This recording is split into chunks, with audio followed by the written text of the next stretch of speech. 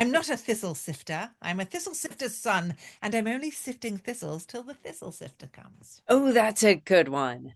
I had to do it instead of the pheasant plucker because I kept getting myself into all kinds of trouble. I do fig plucker. I'm not a fig plucker. I'm not a fig plucker's son, but I'll pluck figs till the fig plucker comes. See, that's very saucy. If you get it wrong, it is. Brilliant. Hello, and welcome to Your Free Voice with me, your host, Julia Norton. This podcast is for people who use their voice professionally or for fun, and they want to understand how it works a bit better, or to get over old stories that might be holding them back. Whatever level you're playing at right now, my goal is to bring you lots of actionable stuff, from the technical to the creative to the deeply woo, to help you free your voice.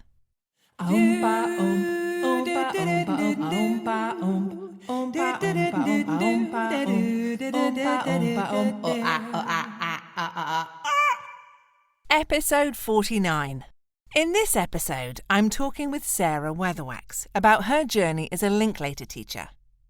It's hard to move in the realm of voice work without coming across the legacy of Kristin Linklater's work. I know it was threaded quite purposefully through my training as a voice movement therapist. Kristin's influence as an actor and as a voice coach can't be underestimated. And if you haven't read it already, get yourself a copy of her book, Freeing the Natural Voice. I'll put a link in the notes. Although she passed away in 2020, her legacy continues through a global network of designated voice teachers, like my very special guest today. But just before we get stuck in, I want to tell you about a class that's coming up. It opens on May 12th. It's a small group online class, and it's for anyone who used to sing but who stopped, or who always wanted to sing but never gave themselves permission. It doesn't matter what genre of singing you love, or how far along on your journey you are, or even if you never started. If you're vocally blocked, this year-long vocal adventure was created for you. So you can finally give yourself what you've been waiting for: permission to sing. All the details are in the show notes or at yourfreevoice.com under the Classes and Events tab. Okay, back to the episode. Sarah Weatherwax is an actor, designated Linklater voice teacher, voice actor, and communication skills coach. After receiving a BFA in acting from Emerson, she began her acting career, which led her to her interest in teaching voice. She received a generous grant from the Canada Council for the Arts to train with the renowned Kristin Linklater. Sarah has taught voice for more than 20 years, working in numerous studios and schools, including Shakespeare and Company, Strahan Acting Studios, Brock University, Humber College, and Meisner Academy in the Netherlands. Sarah has extensive experience as a theatre and voice actor. Her production of Mud by Maria Irene Fawns received rave reviews, and her voice can be heard in shows such as Heartland and movies such as Random Acts of Violence. Sarah teaches communication skills workshops to lawyers, doctors, and executives, and regularly presents at voiceover conferences. She coaches people individually and runs regular voice classes, both online and in person.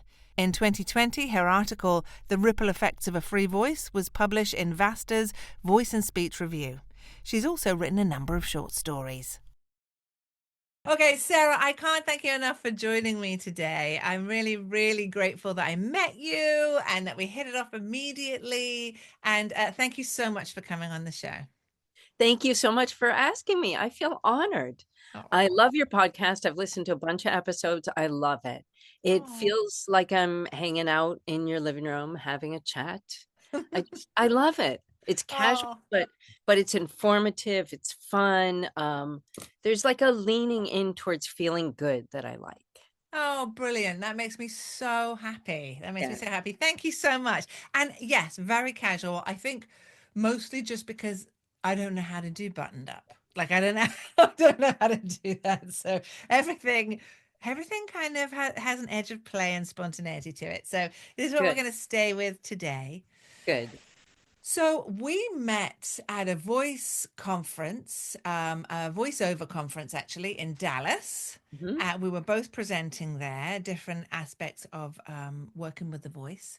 And like I said, we kind of hit it off immediately. But could you tell my listeners a little bit about what led you on a journey to become a voice teacher in the first place?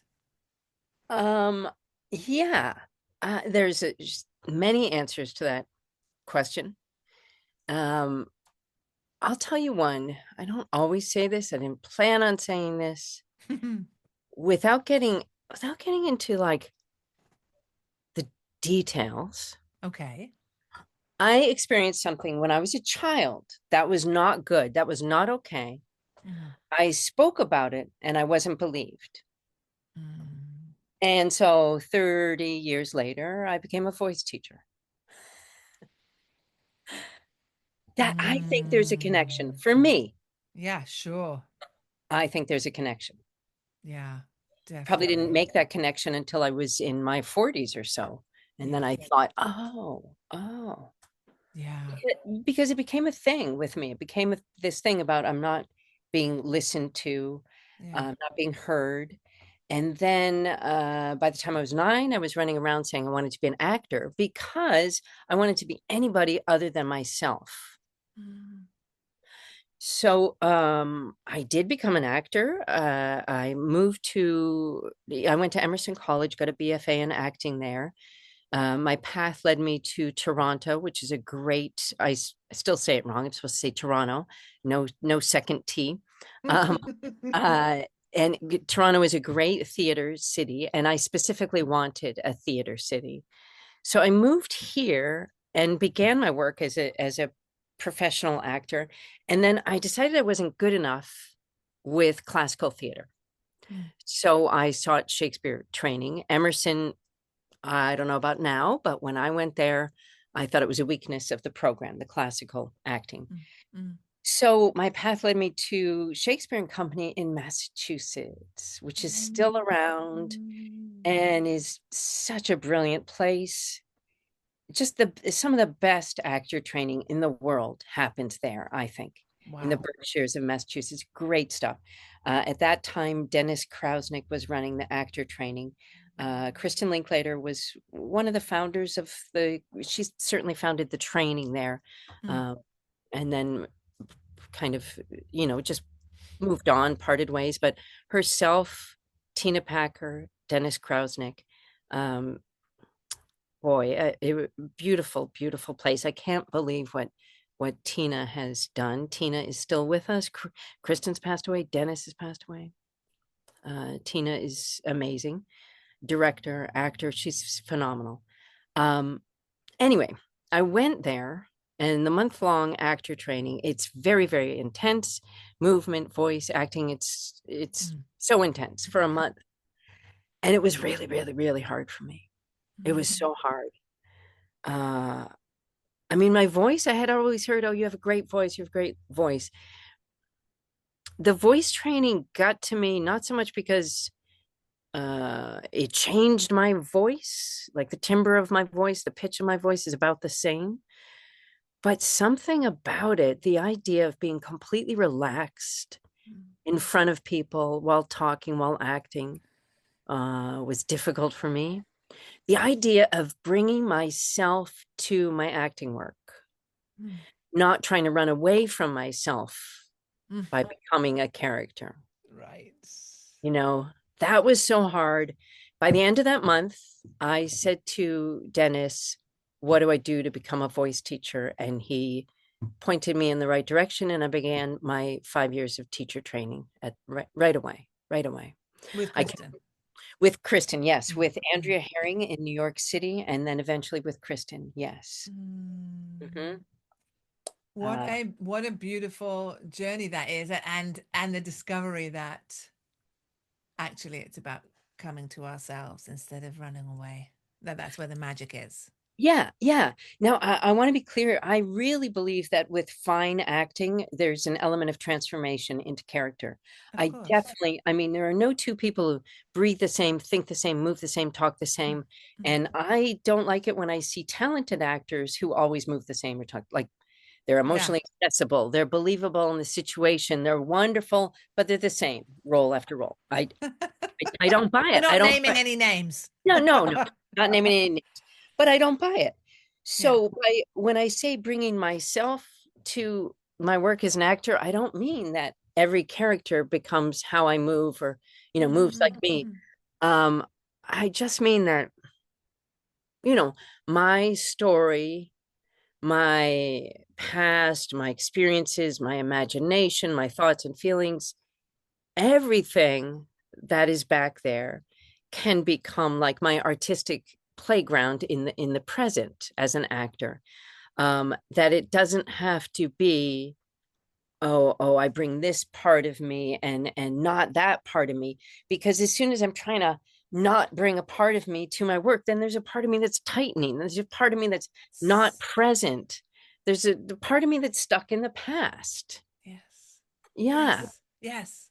Yes. yeah. That's so I'm just going to jump in because when my audience they're fairly familiar with how much I talk about shadow work. But Mhm. that's exactly it, right? When we're trying to suppress a part that we don't want other people to see, that takes an enormous amount of energy. And whatever aspect that is. Yeah. And so especially when you're trying to create something with other people, like in a holding something down like that, it's distracting, it's not helpful, and like you say, it's tightening, Mhm. right? Mhm. Yeah. Absolutely. Absolutely. And then I still was processing things in my 40s or so. I don't Mm, know. mm, I mean, I've struggled with depression many, many times through childhood, through adulthood. mm, I have my own things that I do to overcome it when that happens. I'm not dealing with that now, which is great. mm, Uh, 2020, I was definitely depressed. I had mm, no work. Oh my God, no freaking work mm, and two kids and just mm, um but I've distracted myself now talking about that. Oh, oh, so then somewhere back there in my 40s or I don't know, I got stuck again. I got stuck and uh, somehow I realized it was connected to old stories mm. and not processing. It's like all the processing I had avoided for years came home to roost, came home. Yeah. And then I managed to get past it. I went to Shakespeare and Company to teach, so many years Hang on, later. hang on, hang on, hang on. Can I ask you this? Because you just said, and I managed to get past it. So it's like, what did you do? Did you work through it? Did you engage with the feelings? Did you turn them into something? Did you just have a Uh, great therapist that you could work through things with? I mean, because we don't like, yeah, I know, I know. yeah. I blew right past that, didn't I? I got Hang past. on. I got past. Um, I did. I mean, I've certainly had my fair share of therapy over the years, Mm, but at this time, no, I did not go back to a traditional therapist.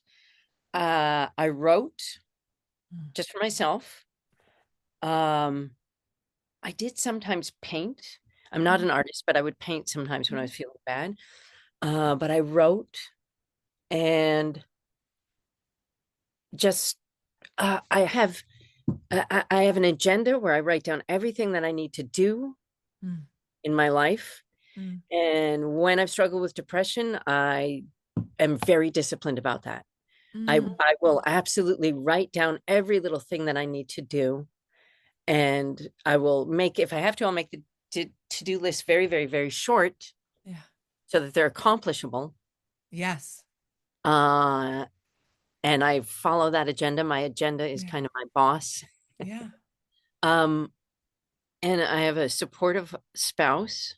Mm, And I don't know why, but I picked up the phone and I called Dennis Krausnick and I said, Dennis, uh, 16 years after meeting you, I've finally become the voice teacher I always wanted to be.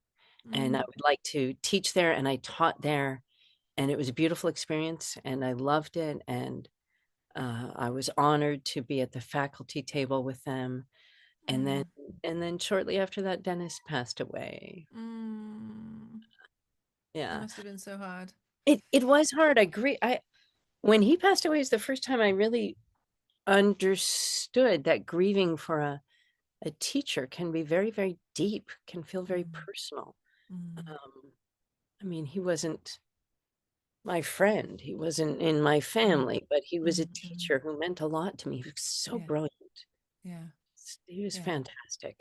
And then I grieved again when Kristin passed away, of Yeah. course. Yeah. I wrote haikus for both of them. Yeah. But Yeah. it's lovely because even when you're talking about like being in a very dark place, it was writing, it was painting, it was giving yourself structure and boundaries and, you know, even if it's like, make the bed, Yeah. right? Brush teeth, right? Like just to because but I think that there's that thing about, and you also said I'm not an artist, but I was painting, and I know you'd pull me up on the same thing. Like, this idea that we don't get to just do all those things all the time because we're not raised in that kind of culture where everybody gets to dance, everybody gets to sing, everybody gets to paint, right? Yeah. Without having to segregate ourselves off as being artists or singers or what have you. But I Mhm. love that that is actually what you turn to. Like for me, I go and get my hands in the garden, you Yes, know? yes, gardening. How could I Yeah. forget? Yes, yes, yes. Yeah. It's I'm a huge. I love gardening, and Yeah. it definitely I love it, and it makes Yeah, me me feel too. better. Yeah. Yeah, every single time. So Mhm. so let's get back to um why you chose Linklater, I guess, as an approach. There's a whole bunch of different ways to approach being Mhm, a voice teacher, and I suppose in part it was because that was the environment that you were introduced into. But mhm. there must have been elements of it that you deeply resonated with to make you decide you wanted to spend 5 years training in that method. So Yeah. what lit you up about it? Wow. Huh. The feeling of a freer voice, the Mm, feeling of not trying so hard in my mm, acting, not trying so hard in general. mm. Uh, So did it change you personally as well? Do you feel like you felt that transformation in kind of all areas? They're not yes, trying. Yeah. absolutely. Yeah. Absolutely, it did. Um, I went right into my voice teacher training, but of course, I was working on my own voice a lot Yes. in that time, not just learning how to, you can't just skip right to teaching. You have to Yeah. work on your own That's voice. right. Yeah. Um, but all of that happened at once, and my eczema got better. Yeah. Uh, my depression lifted. Mm, And I was really trying hard to deal with depression in a way that not that I judge people for this, but in mm, a way that wouldn't lead to lots of medication. mm-hmm, So I didn't want that if I could mm-hmm, avoid mm. it. And all of it happened at once for me, and my acting got a lot better too. I don't know if you found this in your voice training, and I'll just to share a little bit about how it was for me. Like when I was studying voice movement therapy, I felt like every time I released some kind of block or some armoring or some clenching somewhere, some of the little bit would kind of like try and Yes, hold on, a bit further up, and then I deal with that, and then it would go in my jaw, and it was absolutely. crazy. It actually, I ended up working with, I was working with some, fairly dark stuff that I don't really talk about as well. And through my training, I ended up getting this huge lump on my thyroid that was like the size of an egg. Oh, And they thought I had thyroid cancer because, okay, so the National Health Service in the UK is fabulous and terrible all at once. And I didn't get a biopsy. And there was no such thing as a biopsy. It was like, oh, well, you're going to need to go for surgery. We'll put you on a list. Here, wait 6 months. Right? And I've got this thing that's the size of an egg on my neck. And I was Oh, running a choir and doing all these oh, things.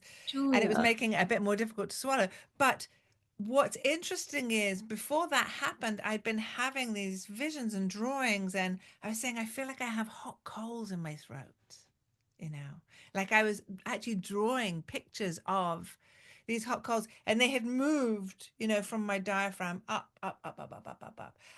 And it was benign. I had the surgery, it's fine. You still got a big scar there. Huh? But it was benign, and then thankfully I've never needed any thyroid medication or anything, touch all the things. Oh, that's um great.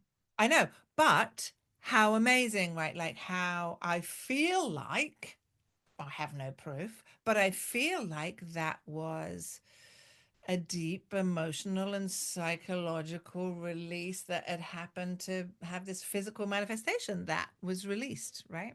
Wow. Yeah. That's So that's fascinating. why I'm saying about skin stuff. I think it's just it's another, hold Yeah. on, we're gonna make some armor. Yeah. Yeah. And skin stuff is so related to our breath too. Yes. How we're breathing. Yeah.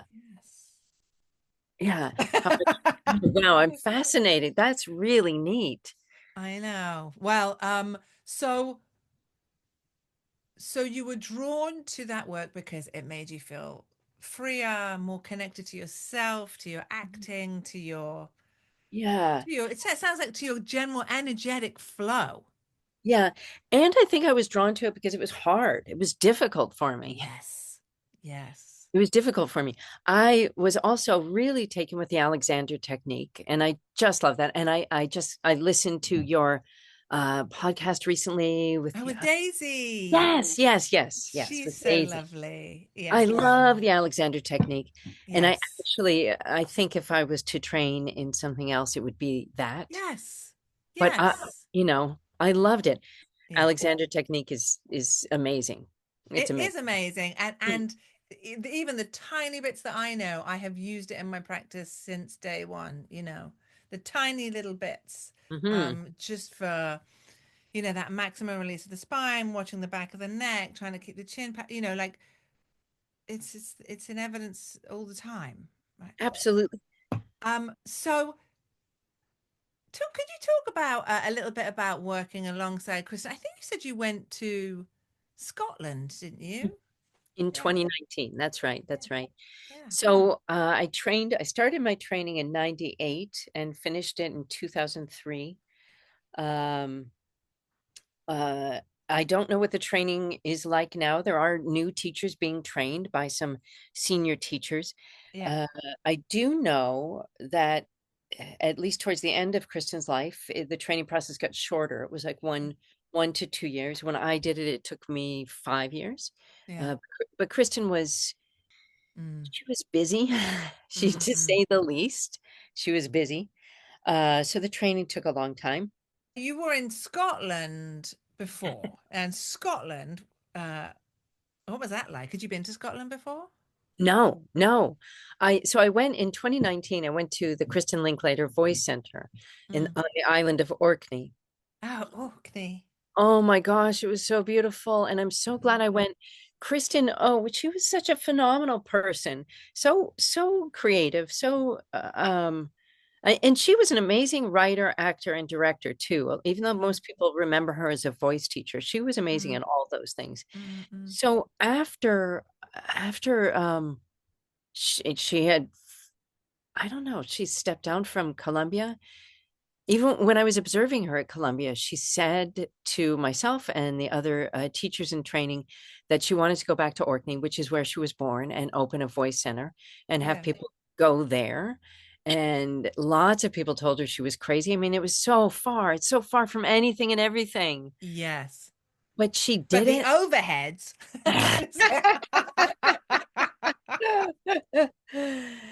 But she did it, and people, Yeah. and she was not crazy, and people did go there, and it was Yes. beautiful. Oh my God, it was so gorgeous. Mm. Beautiful environment to work on voice. I mean, How to look, lovely. yeah. to look out from her studio, I could see, we could see the kind of the land drifting down to the ocean.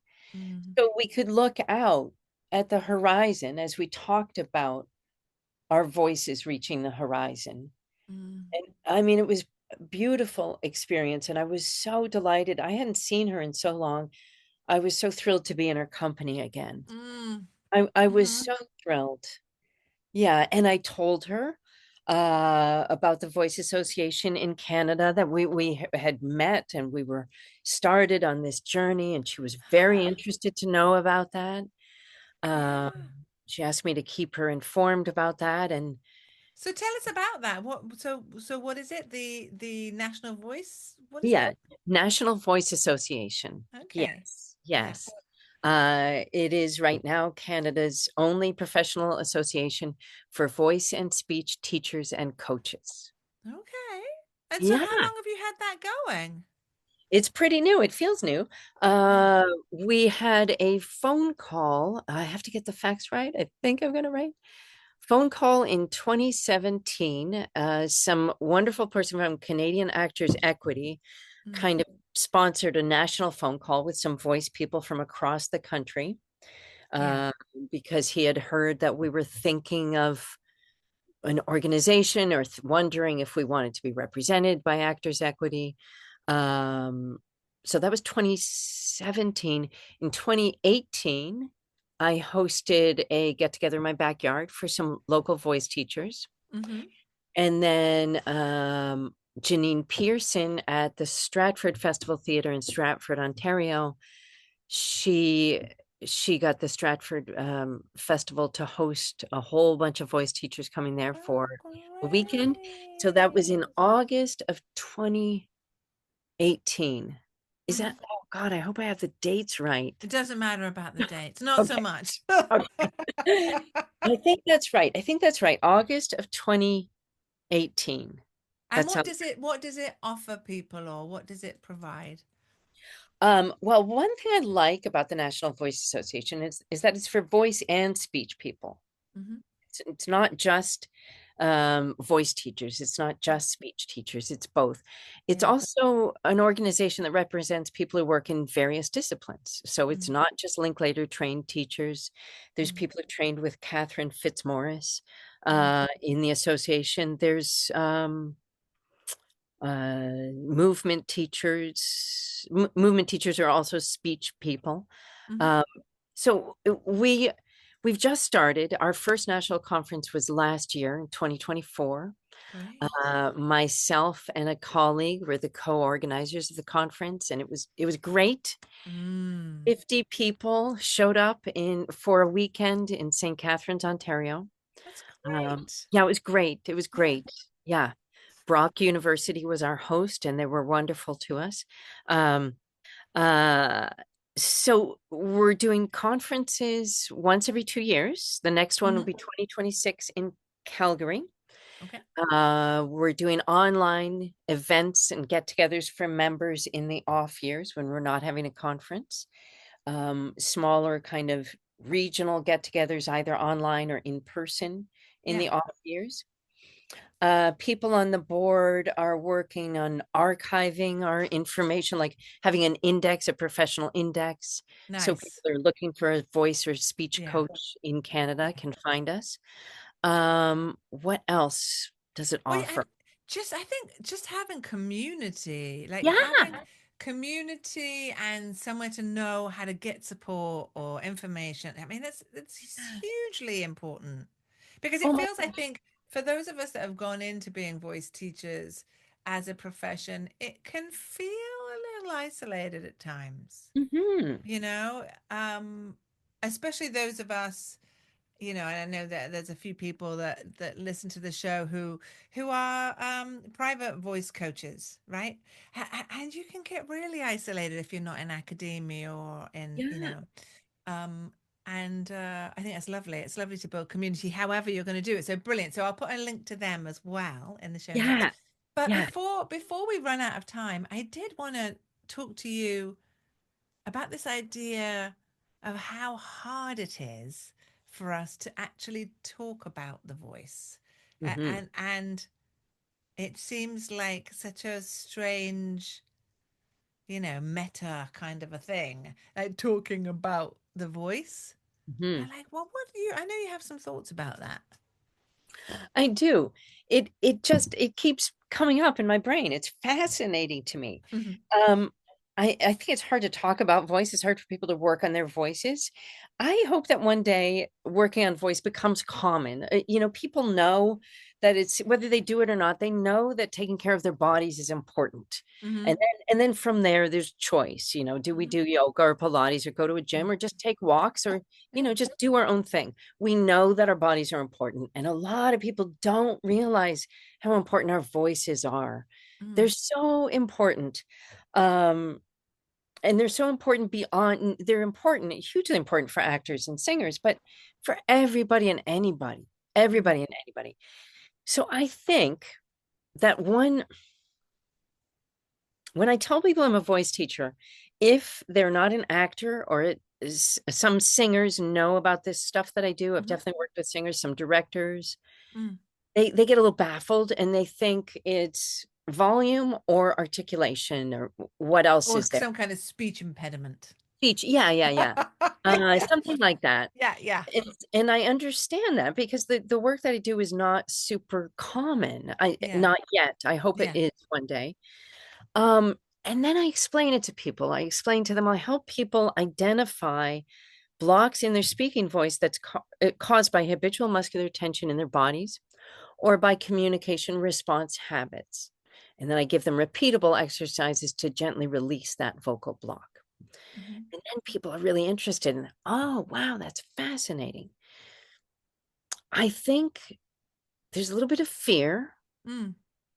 in working on the speaking voice because there's no character, there's no text there's no melody.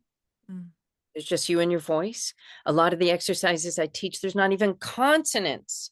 It's Yeah. just open Yeah. sound because that allows me to really see, oh, what's going on here? What's going on here? Is this person pushing at the beginning of the phrase, in the middle of the phrase, at the end of the phrase? Are they pulling the breath in when they don't need to? Are they rushing to voice before they even have enough breath to match the impulse that they Mm-hmm. just felt? I mean, there's so many things that our bodies do to keep us safe when we release our thoughts and feelings from inside to outside on vibration. So many things. So when a client is working in a class or in a private session, and I am asking them, they're doing an exercise perhaps that involves releasing, let's say, releasing muscular tension in the diaphragm. Mm-hmm. Um, in that state of being where they can take coaching, they have to be very relaxed. They have to be very sensitive to what's going on and still be really aware, Mm-hmm. so they're listening, so they're in the Mm-hmm. room. Um, but in that state of being, when I say, oh, for example, this is not based on a particular individual, but oh, there's a push. There's a push when you're letting breath out. You don't have to push. Mm-hmm. When I say that to that person, they're listening in that moment, not just with their head. It's kind of like their body's listening too. Mm. And so they listen, and in that state of mind, it's like it funks, the words fall in, not just their brain, into their bodies, and there's ripples like, oh, my spouse says I push. My employer has said that I push. Uh, Mm. I always feel a push. I can't believe, how does she know that I push? I've often thought that I push and then I don't get what I want. I push. And Mm. there's suddenly this ripple, this listening that spreads out. And people in that moment, it's like people realize the connection between their vocal habits and every aspect of their lives. Mm. And that connection is real if it happens for that person, if that goes through their being, Mm. then there's something to be gained from it. But then the interesting thing is that afterwards, they can't remember the exercise. They can't remember the exercise. because they were so engaged and because they were listening with their belly, not just their Yeah, brain. yeah, yeah, yeah, yeah, So yeah. they can't, it's fascinating. So now I teach a little bit differently. Since learning how to teach online, group classes online, it's still an experiential thing. We still do first, do. But Mm, then at the end of class, we take a few notes, mm, very few, very few, because we all spend way too much time in our brains mm, anyway. mm-hmm, If my clients have a voice class that is 90% experiential and 10% note taking, that's great. That's great. mm-hmm, mm-hmm. Um, but a few streamlined notes to help them remember. And I also always point out to them that Kristin did a beautiful job writing down these exercises in her book. So they Mm, can, they don't have to obsess about writing them down. They can get that book. Um, Freeing the natural voice. Um, but it's fascinating to me to see that when I am speaking to someone who has no knowledge of this work, they have no precedent, even but yes. So I'm going to jump in because we were talking before I turned the camera on, and we were talking briefly about marketing, right? Mhm. This is connected, but it's that thing of like I have a marketing helper now too, right? Like we were talking about this, Yeah, and I knew that my marketing game was rubbish, right? Like I knew that I, wasn't building my email list and I random on Instagram and all these kinds of things. I knew it was rubbish and I desperately wanted help, but I didn't know what to ask for.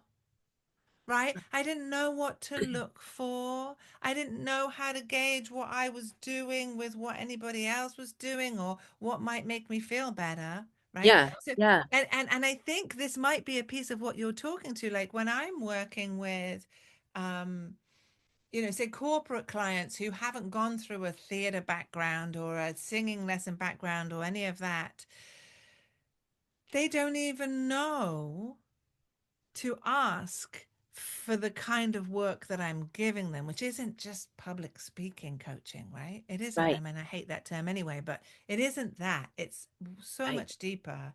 And they Mhm. are shocked that it connects to every part. So I think it's just a not knowing, right? Like in a part, not just, and it isn't just that, but, a big element it feels like is how are people supposed to know about the myriad adventures of self discovery that can be taken when you engage in uncovering your own voice Yeah, if they've never had a taste. yeah.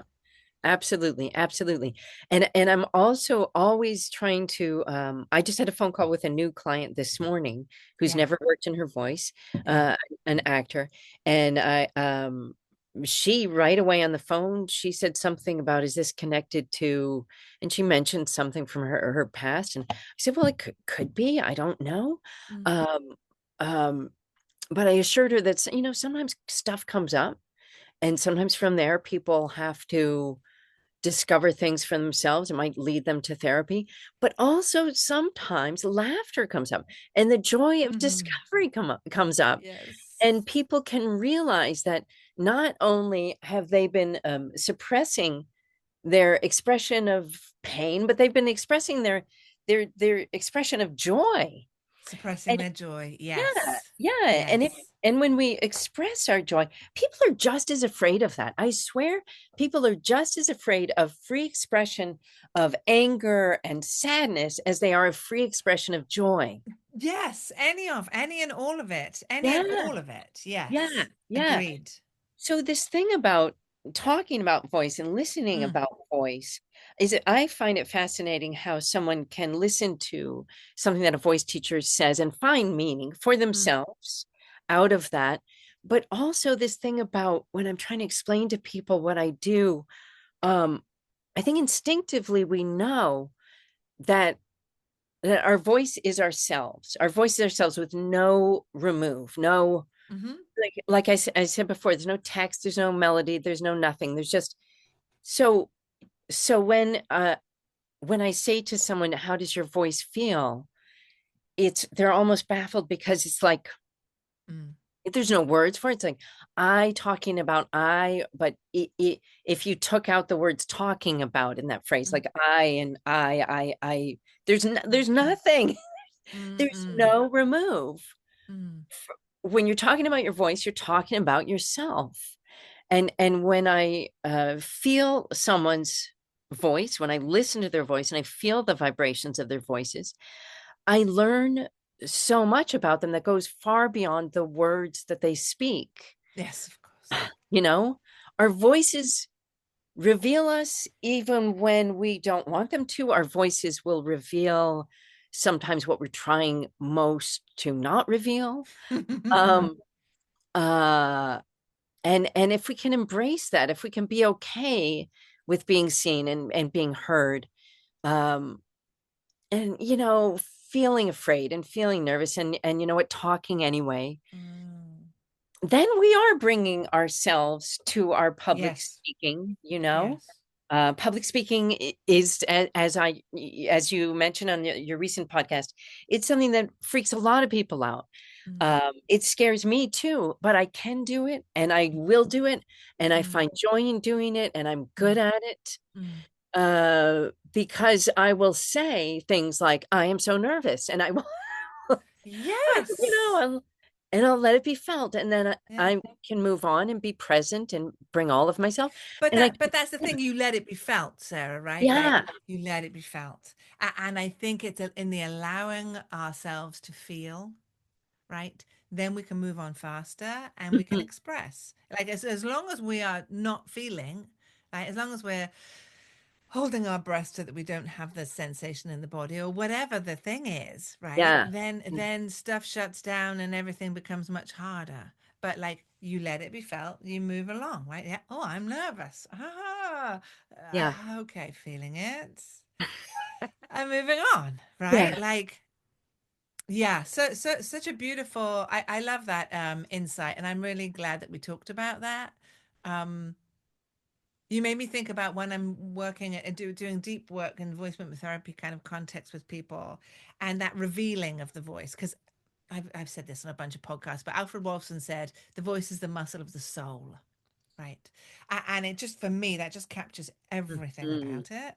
mhm. Um, but I'll be working with somebody doing some kind of improvised, authentic movement with voice, right? We do a lot of that in voice movement therapy. And there'll be some little catch or crackle or squeak or some note or something that they've never, and I'll encourage them to do that more.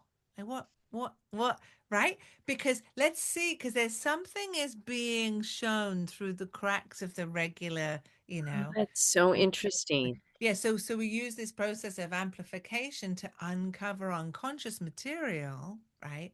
That is being held down in normal life, in like everyday life. I'm doing lots of air quotes if you're listening on audio. Normal, regular, everyday, they've all got quotes. um, and that's a very juicy, lovely way to get to stuff underneath and to the stories that are running, to the holding. Um, Yeah. yeah, I remember in one of my voice classes when I was at Shakespeare and Company as a student, we are laying on the floor doing a breathing exercise. I don't even think we were talking.